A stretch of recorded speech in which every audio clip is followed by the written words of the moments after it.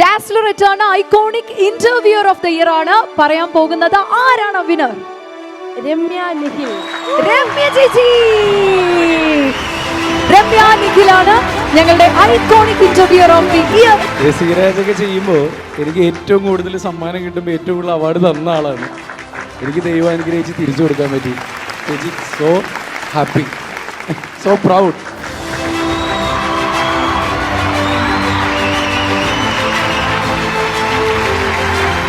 ഇത് മനഃപൂർവ്വമാണ് ഞങ്ങൾ അനുവിനെയും കൂടി വേദിയിലേക്ക് വിളിച്ചു കയറ്റിയത്. വേറൊന്നുമല്ല, അനു രമ്യ ചേച്ചിയും തമ്മിൽ ഒരു ചെറിയ പ്രശ്നമുണ്ട്. ചെറിയതല്ല, കുറച്ച് അധികം വലിയ പ്രശ്നമാണ്. ഒരു കോൾഡ് വാറൊക്കെ ഉണ്ട്. അതെന്താണെന്നോ അതിവർ സോൾവ് ചെയ്യുന്നോ നമുക്ക് നോക്കാം. രമ്യ ചേച്ചി എന്നെ പറയണം ഫസ്റ്റ് പ്ലീസ്. രമ്യ ചേച്ചി, എന്താണ് ചേച്ചിക്കുള്ള പരാതി? പറയൂ ചേച്ചി, തുറന്നു പറയൂ, മനസ്സ് തുറക്കൂ. ഞാൻ ഇന്നിത്തെ ഇവിടെ ചോദിക്കുന്നുള്ള കാര്യം അനുവിന് നന്നായിട്ട് അറിയാം. അതുകൊണ്ട് തന്നെ അനു അതിനുള്ള ആൻസറും ഒക്കെ റെഡി ആയിട്ടായിരിക്കും അനു ഇന്ന് വന്നിട്ടുണ്ടാവുക. ഇനിയിപ്പോൾ നമുക്ക് ഇവിടെ ഇരിക്കുന്ന പലർക്കും അത് അറിയുന്നുണ്ടാവില്ല, അതുകൊണ്ട് പറയാം. അനു ബിഗ് ബോസിലേക്ക് പോകുന്നതിന് തൊട്ട് മുന്നേ ഏറ്റവും ലാസ്റ്റായിട്ട് അനുവിനെ ഇൻ്റർവ്യൂ ചെയ്ത ആൾ ഞാനാണ്.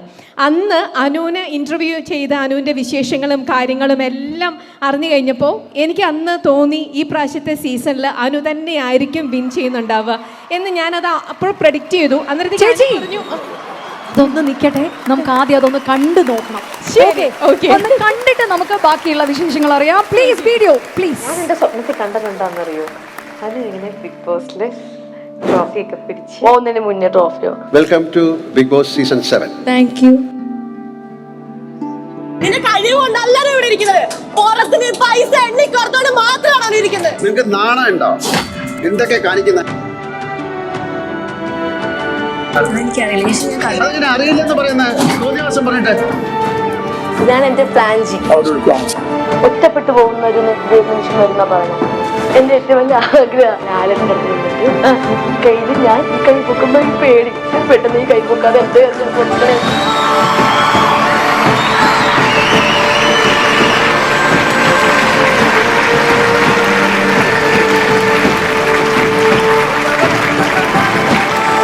വിനറായതിൽ ഒരുപാട് സന്തോഷം. ദൈവം, ഞാൻ ഒരുപാട് സ്വപ്നം കണ്ടിട്ടുണ്ട് പല കാര്യങ്ങളും. അതെല്ലാം എനിക്ക് ദൈവം സഹായിച്ചു തരുന്നുണ്ട്. ഒപ്പം ഇതും ഇനിയും അതുപോലെ സംഭവിക്കട്ടെ എന്ന് ഞാൻ ദൈവത്തിനോട് പ്രാർത്ഥിക്കുകയാണ്. ഒരു വലിയ കൈയടി കൊടുക്കാം ആദ്യം തന്നെ, കാരണം ബിഗ് ബോസിന്റെ വിന്നറാണ് നമുക്ക് മുന്നിൽ നിൽക്കുന്നത്. Anu, hearty congratulations. എപ്പോൾ കണ്ടാലും അത് പറയാൻ ഞങ്ങൾക്ക് എല്ലാവർക്കും എൻ്റെ സ്നേഹമുണ്ട്. ആൻഡ് രമ്യ ചേച്ചിക്കുള്ള കംപ്ലൈൻറ്റ് ഇപ്പോൾ പറയാം. ഇനി ഇല്ല, അന്ന് ഞാൻ പറഞ്ഞു ലാലേട്ടൻ അനുവിൻ്റെ കൈ ഇങ്ങനെ പിടിച്ച് പൊക്കും എന്ന് പറഞ്ഞ പോലെ തന്നെ അന്ന് ഞാൻ പറഞ്ഞിരുന്നു ലാലേട്ടൻ്റെ ഇടത് സൈഡിലായിരിക്കും നീ നിൽക്കുന്നുണ്ട് അല്ലേ. അങ്ങനെ തന്നെയാണ് ഞാൻ പറഞ്ഞത്. ഞാൻ എൻ്റെ സ്വപ്നത്തിൽ കണ്ടുപോയി എന്ന് അങ്ങനെ പറഞ്ഞ് അതേപോലെ തന്നെ സംഭവിച്ചു എന്ന്. അന്നപ്പോൾ അനു എൻ്റെ അടുത്ത് പറഞ്ഞു, ചേച്ചിയുടെ നാവ് പൊന്നാവട്ടെ, അങ്ങനെ എങ്ങാനും എനിക്ക് ഞാൻ വിൻ ചെയ്താൽ ഞാൻ എയർപോർട്ടിൽ നിന്നും കപ്പുമായിട്ട് നേരെ വരുന്നത് ചേച്ചിയുടെ വീട്ടിലായിരിക്കും എന്ന്. എനിക്ക് ഒരുപാട് മെസ്സേജസ് വന്നു. അഞ്ചേച്ചി വന്നോ, അനു വന്നോ, അനു വന്നോ എന്ന് ചോദിച്ചിട്ട്. പക്ഷെ ഈ കള്ളിപ്പെണ്ണ് ഇതുവരെ വന്നിട്ടില്ല, ഇതുവരെ വന്നുമില്ല. എന്നിട്ട് എൻ്റെ അടുത്ത് പറഞ്ഞു, ചേച്ചിക്കായിരിക്കും ഞാൻ ആദ്യം ഇന്റർവ്യൂ തരാം വന്നു കഴിഞ്ഞാൽ. അപ്പൂസ് കുറേ വിളിച്ചു, അവള് പറ്റിക്കുകയാണ് ചെയ്തത്, വന്നതേ ഇല്ല.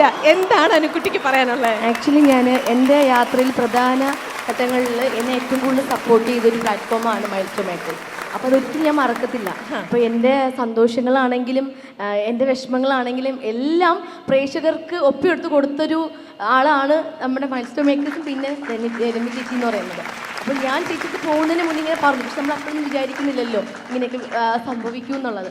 പിന്നെ അത് കഴിഞ്ഞ് നിങ്ങൾ എല്ലാവരും ഇപ്പോൾ ബിഗ് ബോസ് കണ്ട എല്ലാവർക്കും അറിയാം, 100 ദിവസവും കരയാത്ത ദിവസങ്ങളില്ല, എല്ലാ ദിവസവും കരഞ്ഞ് മെഴുകിയിട്ടുള്ള ഒരാൾ.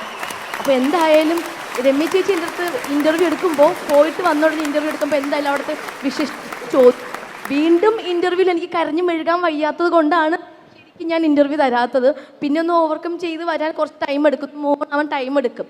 അപ്പോൾ ഇപ്പോഴാണ് ശരിക്കും ഞാൻ ഓക്കെ ആയി വന്നത് തന്നെ. എന്നാലും ഓക്കെ. അപ്പോൾ അതുകൊണ്ട് അതെല്ലാം ഓക്കെ ആയതിനു ശേഷം ടൈം ഉണ്ടല്ലോ ലൈഫിൽ. എത്ര സമയം വേണം അനുവിന് ഓക്കെ ആവാൻ? അല്ലല്ല, ഉടൻ തന്നെ അതിനുശേഷം വിളിക്കുള്ളൂ. അപ്പൂസ് എന്നെ കഴിഞ്ഞ പ്രാവശ്യം ഒരു ആ ടൈമിൽ ഞാൻ വന്നില്ലായിരുന്നു. അത് ഇതുകൊണ്ടാട്ടോ ഞാൻ വരാത്തത്. മെയിൻ കാരണം ഇതുകൊണ്ടാണ്, ഇന്റർവ്യൂ തരാത്തതുകൊണ്ടാണ്. അപ്പം ആ ടൈമിൽ ഞാൻ വിചാരിച്ചു ഇപ്രാവശ്യം എനിക്കിങ്ങനെ ഒരു കോൾ വന്നപ്പോൾ വിചാരിച്ചു ഈ വർഷം എന്തായാലും രമ്യ ചേച്ചിക്ക് ഇന്റർവ്യൂ കൊടുക്കണം. കാരണം ഇത് ഓക്കെ ആവണമല്ലോ, എനിക്ക് പറയാനും പറഞ്ഞ് ചിലപ്പോൾ വിശ്വസിക്കില്ല. അതുകൊണ്ടാണ് ഞാൻ പക്ഷെ Anu we must say like ഇതൊക്കെ രമേശ് ചേച്ചി പറയുമ്പോഴും മൈൽ സ്റ്റോൺ മേക്കേഴ്സ് എപ്പോഴും അനുവിനെ സപ്പോർട്ട് ചെയ്തിട്ടേ ഉള്ളൂ. അത് മാത്രമല്ല ചേച്ചി വെറുതെ ഒരു തമാശയ്ക്ക് വേണ്ടി ഇത് ചേച്ചിയായിട്ട് കൂടെ നിന്ന് എന്നെ നല്ല രീതിയിൽ സപ്പോർട്ട് ചെയ്തിട്ടുണ്ട്. അപ്പോൾ ഇനി ഇൻ്റർവ്യൂവിൽ ഉറപ്പായിട്ട് എനിക്ക് നല്ലൊരു സപ്പോർട്ട് കിട്ടും. പിന്നെ ഈ നമ്മളിപ്പോൾ ഇൻ്റർവ്യൂ ചെയ്യുമ്പോൾ നമ്മൾ മാത്രമല്ലല്ലോ കാണുന്നത്, പുറത്ത് ഓഡിയൻസും കാണുന്നുണ്ട്. അപ്പോൾ അവരെല്ലാവരും വെറുതെ വന്ന് എന്തിനാ വീണ്ടും വീണ്ടും കരയുന്നതെന്ന് ചോദിക്കുമ്പോൾ അങ്ങനെ ഒരു കമൻറ്റ്സ് വരുമ്പോൾ എനിക്കത് ഭയങ്കരമായിട്ട് വിഷമം ഉണ്ടാവും. അതുകൊണ്ടാണ് ഞാൻ ഇൻ്റർവ്യൂ നോ വറീസ്. കാരണം മൈൽ സ്റ്റോൺ മേക്കേഴ്സിൻ്റെ പേജിൽ വന്ന കുറേ ട്രോളുകൾക്കുള്ളൊരു ആൻസർ പോലെ നമ്മളിത് പറഞ്ഞു എന്നേ ഉള്ളൂ. ഞങ്ങളെല്ലാവരും അനുവിനെ ഒരുപാട് സ്നേഹിക്കുന്ന ഒരാളാണ്. അതുകൊണ്ട് തന്നെയാണ് ഈ അവാർഡിന് അനു വരണമെന്ന് ഞങ്ങൾ എല്ലാവരും ആഗ്രഹിച്ചതും. ഈ 100 ദിവസം അനുവിൻ്റെ എല്ലാം ഞങ്ങൾ കണ്ടിട്ടുണ്ടായിരുന്നു. അനു ഇതെല്ലാം കഴിഞ്ഞ് ഫ്രീ ആയി വീട്ടിലെത്തിയതിന് ശേഷം ഓരോ ദിവസമായിട്ട് ഇരുന്ന് വല്ലതും കണ്ടിട്ടുണ്ടോ? ഞാനൊരു 4-5 എപ്പിസോഡ് കണ്ടപ്പോൾ തന്നെ എനിക്ക് മനസ്സിലായി എപ്പിസോഡ് കാണാതിരിക്കുന്നതാണ് നല്ലതെന്ന് തോന്നി. പിന്നെ ഞാൻ കാണാൻ നിന്നില്ല. Okay, sure. അപ്പോൾ എന്തായാലും ഇനി അനുവിൻ്റെ വിശേഷങ്ങൾ ഒരുപാടുണ്ട്, ബിബിൻ്റെ കാര്യങ്ങളുണ്ട്. സോ രമ്യ ചേച്ചി, താങ്ക് യു സോ മച്ച്.